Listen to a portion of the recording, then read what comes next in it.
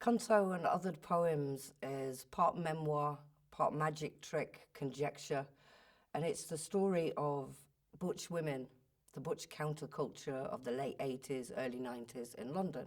The book begins when a series of vitrines materialise outside all the old queer haunts, or the cruising grounds and the cottages, the bars and the clubs. And inside each of the vitrines is something that's important to the LGBT plus scene, particularly the lesbian scene. But there's also very personal things inside the vitrines. And in one of the vitrines, it is a snow globe. And inside the snow globe is a bar called the Maryville. And much of the book is set in that bar on one night. This poem's called Scene 1.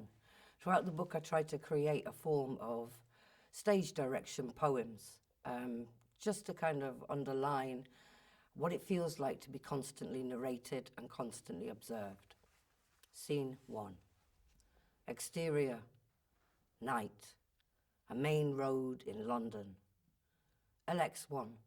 Street lights watch a woman pass and text each other. FX1. The sound of a door opening into a chest cavity. A lone woman walks briskly, head down, holding invisible bouquets. Ahead of her is a hunched building with its hands in its pockets, bracketed by gossiping fairy lights. LX2. A neon sign flashes its pink dilate. Maryville, the sign says. The woman pushes open the door and enters her own body. At the bar, she orders a drink, and when it arrives, it is her breath.